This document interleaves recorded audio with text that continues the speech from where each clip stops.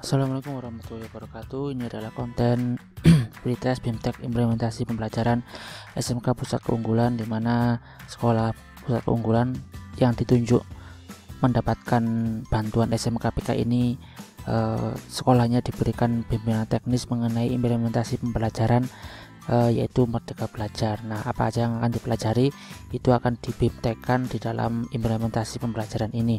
Nanti sebelum kita masuk ke dalam BIMTEK-nya, kita harus mengerjakan presetnya seperti ini teman-teman ya. Dan kebetulan saya udah membahas kurang lebih 9 pertanyaan. Nanti video saya yang sebelumnya akan saya taruh di deskripsi video ini. Saya akan melanjutkan dalam pertanyaan nomor 10. Oh ya, bagi teman-teman mungkin yang belum subscribe channel ini, silahkan subscribe terlebih dahulu dan nyalakan loncengnya biar tidak ketinggalan video-video terbaru dari channel Project Kewarganegaraan ini. Dan jangan lupa untuk di-share juga ke bapak dan ibu guru yang lain sekiranya membutuhkan mengenai informasi ini, tentunya itu akan sangat bermanfaat bagi mereka. Baik, langsung aja saya bahas soal nomor 10. Untuk dapat mengembangkan kompetensi secara komprehensif, maka capaian pembelajaran dirumuskan dengan cara A. Pembagian masing-masing tujuan pembelajaran. B. Menyatukan fase dan kelas. D. Penggabungan tujuan pembelajaran dan indikator hasil pembelajaran. Atau yang D. Pengintegrasian antara pengetahuan, keterampilan, dan sikap. Nah, itu adalah jawaban yang paling tepat, yang D ya teman-teman. Soal yang selanjutnya, soal nomor 11. Evaluasi kurikulum operasional di satuan pendidikan perlu melibatkan seluruh stakeholder sekolah, reflektif berdasarkan fakta dan berpusat pada anak. Selain itu, apa yang penting ditekankan dalam melakukan evaluasi kurikulum operasional di satuan pendidikan? A. Dilakukan setahun sekali. B. Fokus pada perbaikan dan pengembangan. C. Dilakukan dengan cara coaching. D. Fokus menggali kendala-kendala yang ada. Nah, jawaban di sini yang paling tepat adalah, jadi yang tepat itu yang ada merahnya ya teman-teman, fokus pada perbaikan dan pengembangan. Jadi selalu ada evaluasi dan perbaikan gitu. Soal yang selanjutnya, soal nomor 12. Ketika terjadi pandemi COVID-19, dalam pembelajaran bahasa Indonesia, guru meminta peserta didik mengamati dan merefleksikan pengalaman dan perubahan yang terjadi di keluarganya dalam kehidupan sehari-hari, serta menuliskannya dalam sebuah narasi. Strategi pembelajaran yang dilakukan guru tersebut dapat memfasilitasi pencapaian profil pelajar Pancasila, yaitu dimensi kreatif, bernalar kritis, dan berkebinekaan global. Kreatif, gotong royong, dan bernalar kritis. Mandiri, berkebinekaan global, dan gotong royong atau yang mandiri, kreatif, dan bernalar kritis. Nah, ini menurut saya adalah jenis soal yang sulit ya teman-teman, karena kita harus memilih 3 dari 6 dimensi dari profil pelajar Pancasila begitu ya. Kalau misalkan itu yang dikejar hanya satu aja, saya kira itu akan lebih gampang ya. Tapi di sini teman-teman pasti bisa membedakan. Kalau dia menceritakan, merefleksikan pengalaman dan perubahan yang terjadi di lingkungan keluarganya dalam kehidupan sehari-hari, itu nggak mungkin juga dia secara bergotong royong, itu kurang tepat ya. Yang ada gotong royongnya berarti salah. Kemudian berkebinekaan global ya kurang tepat, karena konteksnya masih di dalam lingkungan keluarga. Berarti yang tepat adalah yang D, mandiri, kreatif, dan bernalar kritis. Oke, soal yang selanjutnya. 1. Berbasis kompetensi. 2. Muatan atau konten ditambahkan. 3. Pembelajaran yang fleksibel. 4. Sinergi antar kegiatan di kelas berorientasi pada pembentukan dan penguatan profil pelajar Pancasila. Dari keempat pernyataan di atas yang mendukung penjelasan bahwa kurikulum sekolah penggerak melanjutkan proses peningkatan kualitas pembelajaran yang telah diinisiasi kurikulum sebelumnya adalah pernyataan yang nomor 3 dan yang nomor teman-teman. Pernyataan nomor 1 dan nomor 3 ya teman-teman, berbasis kompetensi dan pembelajaran yang lebih fleksibel ya, karena kalau tidak salah ya, di dalam Merdeka Belajar itu nantinya akan diproyeksikan pembelajarannya lebih kepada pembelajaran yang ada di luar kelas ya. Jadi dia akan lebih membaur kepada alam gitu ya teman-teman. Soal yang selanjutnya, soal nomor 14. Seorang peserta didik memiliki kemampuan berkomunikasi dan berinteraksi antar budaya serta melakukan kolaborasi adalah gambaran profil pelajar Pancasila yang berdimensi apa gitu ya, yang berkebinekaan global dan bergotong royong. Di sini ada kalimat seorang peserta didik yang memiliki kemampuan berkomunikasi dan berinteraksi antar budaya serta ya melakukan kolaborasi ya, berarti itu menunjukkan berkebinekaan global dan bergotong royong ya. Komunikasi dan berinteraksi antar budaya itu menunjukkan dia berkebinekaan global, serta kalimat melakukan kolaborasi atau kerjasama menunjukkan dia bergotong royong. Oke teman-teman, selanjutnya soal nomor 15. Seorang guru ingin melakukan asesmen untuk mengetahui pemahaman peserta didik terhadap pembelajaran yang dilakukan. Guru tersebut berpedoman bahwa asesmen harus memberikan informasi yang bermanfaat untuk peserta didik dan orang tua. Guru tersebut menerapkan prinsip asesmen bahwa asesmen dirancang secara adil, valid, dan dapat dipercaya.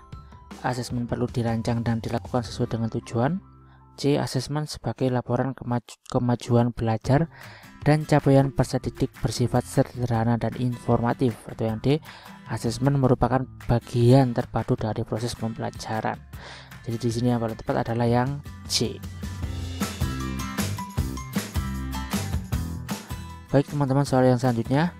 Dalam menerapkan filosofi pendidikan Ki Hajar Dewantara, kita perlu melihat konteks kebutuhan peserta didik yang berbeda dari waktu ke waktu. Seperti pada zaman sekarang, peserta didik diharapkan mempunyai keterampilan abad 21. Pernyataan ini sesuai dengan prinsip filosofi Ki Hajar Dewantara.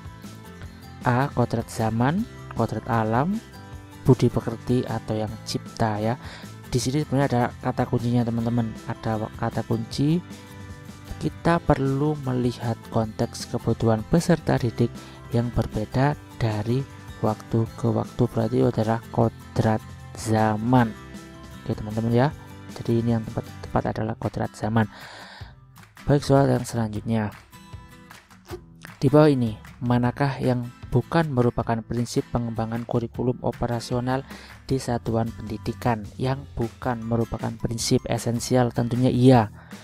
Kemudian holistik, akuntabel, kontekstual. Baik, untuk esensial berarti itu artinya sesuatu yang perlu sekali atau yang sering disebut sebagai urgent ya. Itu tentunya merupakan prinsip pengembangan. Kalau holistik itu ya teman-teman ya, dia bukan merupakan prinsip dari pengembangan kurikulum operasional di satuan pendidikan. Akuntabel sebetulnya harus juga ya, dan kontekstual itu tentunya harus. Oke, soal yang selanjutnya, soal nomor 18. 1. Memantau pemahaman murid selama proses pembelajaran. 2. Memberikan umpan balik yang berkala dan berkelanjutan. 3. Memberikan kesempatan pada murid untuk merefleksikan hal-hal apa saja yang sudah mereka pahami dan yang belum secara mandiri. 4. Memberikan kesempatan kepada murid untuk mengevaluasi pembelajaran apa saja yang akhirnya dapat tercapai dan belum. Dari keempat hal tersebut, mana sajakah yang merupakan fungsi dari asesmen formatif ya? Bagi informasi bagi teman-teman yang mungkin belum tahu mengenai asesmen formatif, jadi asesmen ini adalah serangkaian penilaian yang dilakukan secara berkelanjutan di dalam proses pembelajaran, yaitu namanya asesmen formatif. Mana saja yang merupakan fungsi dari asesmen formatif?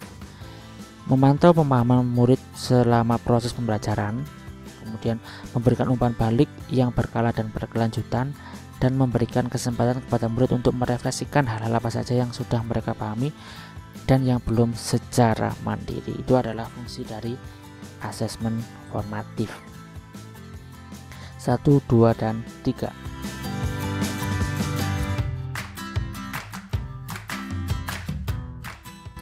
Soal yang selanjutnya, di bawah ini adalah hal yang dapat dilakukan guru agar asesmen formatif dapat efektif dilakukan, kecuali A. Sering memberikan latihan dengan kesempatan mengerjakan ulang di rumah jika jawaban masih salah. sehingga siswa dapat belajar mandiri. B.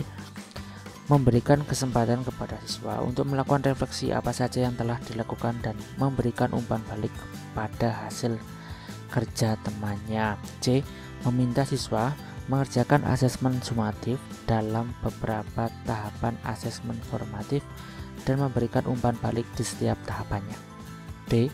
Jumlah asesmen formatif yang lebih banyak dengan variasi bentuk yang berbeda sehingga siswa bisa menikmati proses pengembangan diri. Ya, yang ditanyakan adalah yang bukan, karena yang A itu dia lebih mengarah kepada asesmen yang sumatif, ya, dimana di dalam asesmen sumatif itu yang menjadi indikator adalah penilaian hasil belajar dari siswa, bukan prosesnya.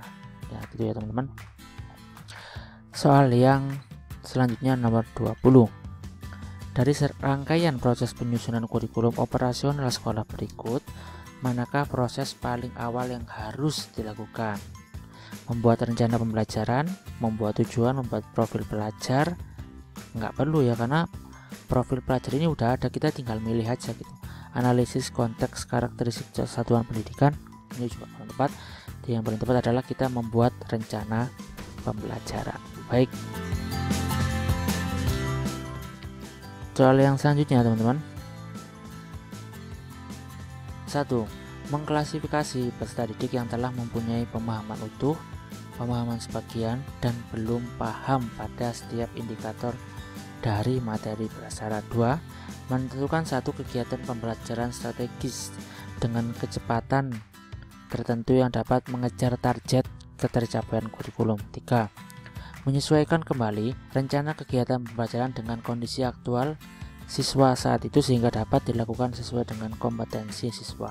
4. Membuat variasi rencana kegiatan pembelajaran yang dapat memfasilitasi peserta didik dengan pemahaman yang beragam. 4 hal di atas perlu dilakukan guru setelah melakukan asesmen diagnostik kecuali yang mana? Di asesmen diagnostik itu biasanya dia dilakukan ketika akan memulai sebuah pembelajaran. Itu ya teman-teman. Jadi di sini yang paling tepat adalah yang nomor 2, menentukan satu kegiatan pembelajaran strategis dengan kecepatan tertentu yang dapat mengejar target ketercapaian kurikulum. Baik teman-teman, soal yang selanjutnya, soal nomor 22. Manakah dari pernyataan ini kurang sesuai dengan konsep pengajaran yang menyesuaikan kebutuhan peserta didik? A. Semua peserta didik mempunyai karakter yang sama. Ini udah kelihatan sebenarnya teman-teman jawabannya ya.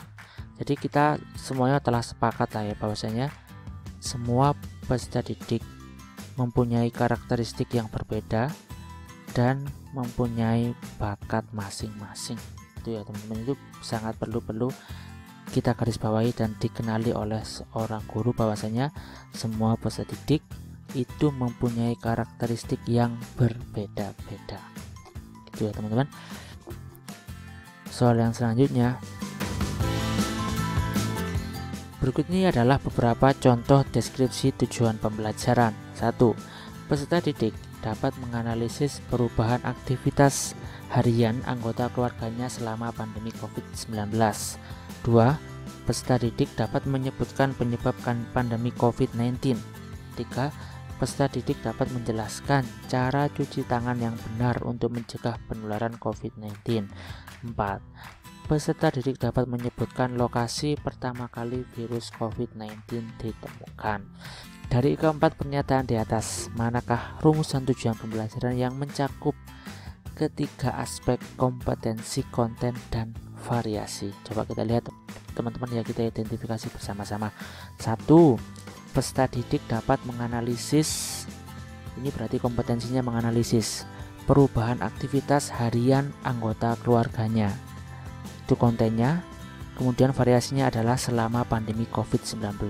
Jadi itu adalah isinya, tadi menganalisis perubahan adalah kontennya, kemudian aktivitas harian anggota keluarga adalah kontennya seperti apa, dan variasinya adalah selama pandemi COVID-19. Jadi harus ada 3 ini teman-teman. Kalau peserta didik dapat menyebutkan penyebabkan pandemi COVID, itu di situ nggak ada kontennya sama sekali, ya cuman ada kompetensi sama variasinya saja.